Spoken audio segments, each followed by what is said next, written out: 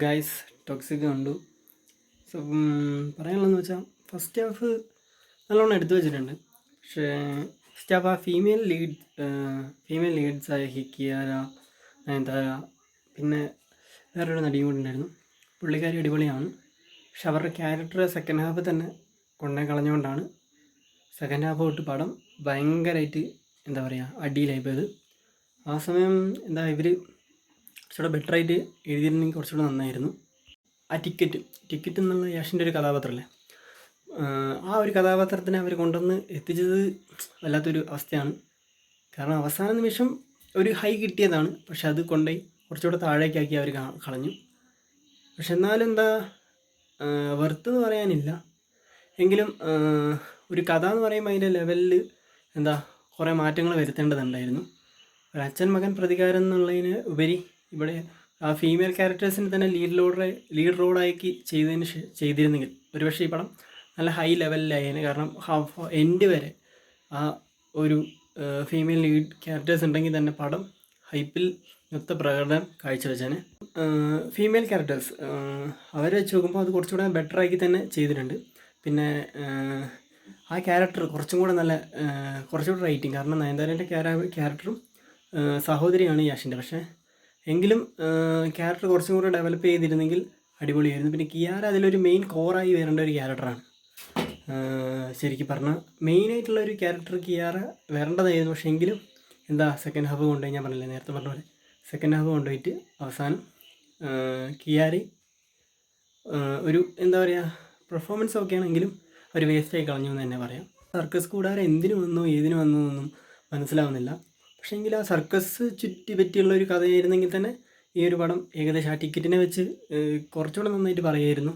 പക്ഷേ അവസാന നിമിഷമാണ് എല്ലാം കൂടി കൊളാക്കിയത്. എങ്കിലും യഷ് KGF കഴിഞ്ഞിട്ടുള്ളൊരു കുറേ നീണ്ട വർഷത്തിന് ശേഷമുള്ളൊരു പ്രൊജക്റ്റാണെന്ന് ഇത്. നീണ്ട വർഷത്തിലുള്ള ഒരു പ്രൊജക്റ്റ് തന്നെയായിരുന്നു. ഈ സമയം കൊണ്ട് തന്നെ നല്ല ബിൽഡപ്പ് ചെയ്ത് വരുന്നൊരു മൂവി തന്നെയായിരുന്നു ടോക്സിക്. പക്ഷെ എന്ത് ചെയ്യാനാ, പുള്ളി ഇതിനകത്ത് റോക്കി ബായിട്ട് തോന്നുന്നില്ല. അത് തന്നെ വലിയൊരു കാര്യമാണ്. ഈ പടത്തിൻ്റെ ഒരു പോസിറ്റീവ് എന്ന് പറയുന്നത് അത് തന്നെയാണ്. കാരണം സാധാരണ ഉള്ള പടങ്ങളിലെല്ലാം കണ്ടിന്യൂഷൻ ആയിരിക്കും. റോക്കി ബായിൻ്റെ ഇത് വെച്ച് ഇതിപ്പോൾ ഒരു ക്യാരക്ടർ ചെയ്ത് അത് തന്നെ പിടിച്ചുകൊണ്ടിരിക്കും. പക്ഷേ ഇതൊന്ന് ഡിഫറെൻ്റായി വേറെ ഏതൊക്കെയോ തോന്നുന്നുണ്ട്. അതുകൊണ്ട് തന്നെ വലിയൊരു കാര്യമാണ്. പക്ഷേ KGF എപ്പോഴും KGF തന്നെയാണ്. പക്ഷെ അതുമായിട്ട് കമ്പയർ ചെയ്യാൻ പറ്റില്ല. മനസ്സിലെന്ന് വെച്ചാൽ ആ സർക്കസും അത് ചുറ്റിപ്പറ്റിയുള്ളൊരു കഥയാണെങ്കിൽ കുറച്ചുകൂടി ബെറ്ററായി ഇത് നല്ലോണം പോയേനെ. പക്ഷെ ഇത് എന്ന് വെച്ചാൽ ഓഡിയൻസിന് കണക്റ്റ് ആവുന്നില്ല. ഇതിപ്പം ഫസ്റ്റ് ഹാഫ് വരെ എങ്ങനെയാണ് നല്ലോണം കണക്ട് ചെയ്യുന്നൊരു സംഭവമാണ്. കണക്ട് ചെയ്ത് പോകാമെന്ന് വിചാരിച്ച് നോക്കും. പക്ഷേ എങ്കിലും കണക്ട് ചെയ്യുന്ന ഒരു വിധം വേറെയായിരുന്നു. പിന്നെ രുക്മിണിയെ കുറിച്ച് പറയാൻ വേണ്ട, എന്തിനോ വന്ന പോലെയാണ്. പക്ഷേ എങ്കിലും പുള്ളിക്കാരിയുടെ ക്യാരക്ടർ എന്തിനാണ് വന്നതെന്ന് തന്നെ ഇപ്പോഴും ഒരു പിടുത്തം കിട്ടുന്നില്ല. പിന്നെ ടിക്കറ്റ് യാഷ് ഇരട്ട വേഷങ്ങൾ അഭിനയിച്ചതിൽ ഒരാളുടെ ടിക്കറ്റിനെ കുറിച്ച് പറയണ്ട. പക്ഷേ ആ ടിക്കറ്റിന് പകരം യാഷ് ഒന്നും കൂടെ ടിക്കറ്റ് ചുരുക്കി ആ സർക്കസ് കൂടാരത്തിലുള്ള ഒരു കഥയാക്കി തന്നെ മാറ്റുവാണെങ്കിൽ തന്നെ പടം ഒരു പക്ഷേ നല്ല ഗംഭീരമായിരുന്നേനെ. കൂടാതെ ബാക്ക് സ്റ്റോറി പറയുന്നുമില്ല. ഉടനെ തന്നെ സെക്കൻഡ് ഹാഫ് കഴിഞ്ഞ നേരെ എന്തോ ഒരു വിഷമം പിടിച്ചിട്ട് യാഷ് നേരെ എങ്ങോട്ടാണ് പോകുന്നത്, ചൈനയിലേക്കോ ജപ്പാനിലേക്കോ എവിടെയോ ആണ് പോകുന്നത്. പിന്നെ അവിടെ തുടർന്ന് അങ്ങനെ മാറ്റിയിടുന്നു. സോ വല്ലാത്തൊരു ഇപ്പം റെഡിയാവുമെന്ന് വിചാരിക്കും. പക്ഷെ നടന്നില്ല.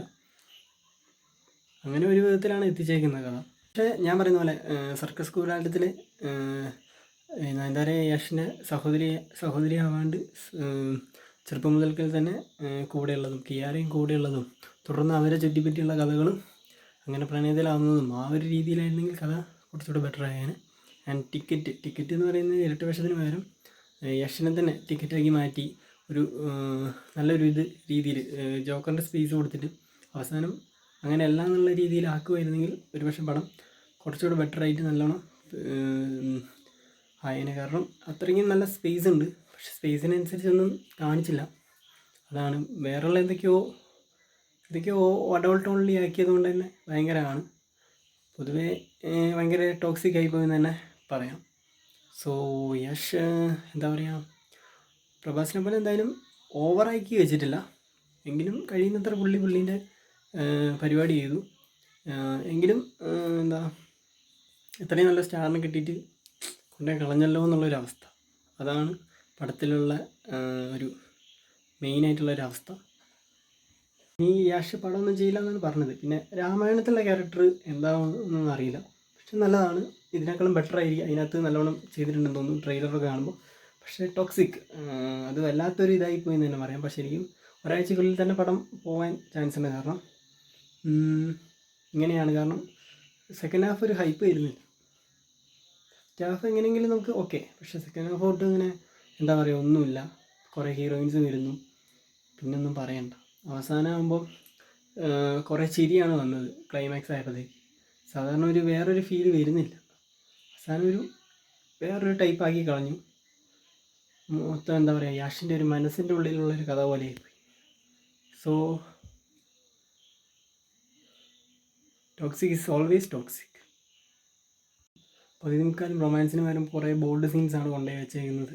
പക്ഷേ ഓക്കെ, ഒന്ന് രണ്ടെണ്ണം ഒക്കെ ഇത് പടം ഫസ്റ്റ് തൊട്ട് തുടങ്ങി എൻഡ് വരെ ബോൾഡ് സീൻസിൻ്റെ ഒരു കൂമ്പാരം തന്നെ പറയാം. എഡിറ്ററെ ഞാൻ സമ്മതിച്ചിരിക്കുന്നു, അത്രയും കട്ട് ചെയ്തെടുത്ത് ക്ലിയർ ആക്കിയല്ലോ. സോ നൈസായിരുന്നു. ആ എഡിറ്റർ ഉള്ളതുകൊണ്ട് ഏകദേശം അങ്ങനെ പോയി. പക്ഷേ 3 മണിക്കൂർ കൊണ്ട് ഈ പടം വേണ്ടായിരുന്നു. പകുതി വെച്ച് സാധാരണ ഒരു പടം പോലെ വന്നിരുന്ന സെറ്റായിരുന്നു. ബോൾഡ് സീൻ കൊണ്ട് ഭയങ്കരമാണ്. അതിൽ റുക്കുവിൻ്റെ സീന് മാത്രമാണ് ബോൾഡ് കുറച്ചത്, ബാക്കിയെല്ലാം ഓവർ ബോൾഡായിരുന്നു. സോ